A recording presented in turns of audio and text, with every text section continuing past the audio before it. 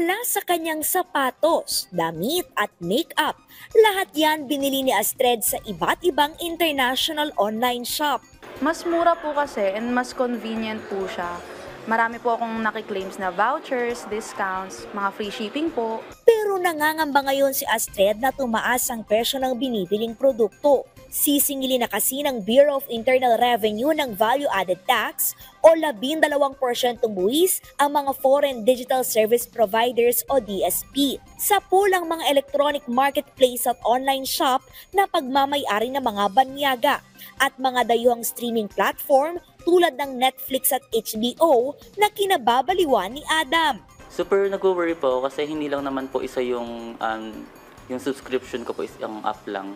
Mga 3 po yung mga sinubscribe ko. So, kung times 3 po siya, so malalaki po yung magiging gastos ko every month. Ayon sa isang eksperto sa buwis. We expect that subscription fees will immediately be increased by this new digital service tax. That means additional 12%. Papasa lang nila talaga sa consumers. And since hindi naman sila registered dito, they're not paying income tax here.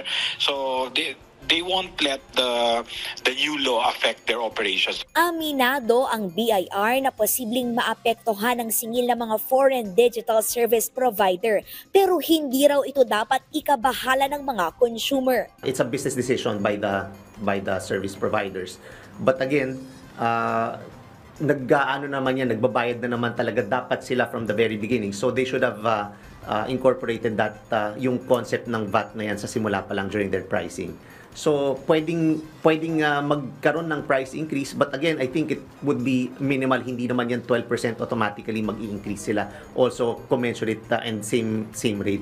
Tanging mga dayuhang DSP na kumikita ng 3 milyong piso pataas ang sisingilin ng VAT. Hindi kabilang ang mga nag-aalok ng edukasyon o pagsasanay na accredited ng Department of Education, Commission on Higher Education at TESDA. Tiwala ang BIR na mas magiging patas ang kompetisyon sa pagitan ng foreign at local online business na matagal nang sinisingilang pamahalaan ng kaparehong buwis. Mapupunta ang makokolektang buwis sa mga proyekto ng gobyerno at babalik sa mga Pilipino. Makakatulong in turn sa pagpopondo ng mga government projects and yung mga social welfare services at yung mga infrastructure projects. So babalik po sa atin yan. Epektibo ito 70 araw matapos lumabas ang implementing rules and regulations.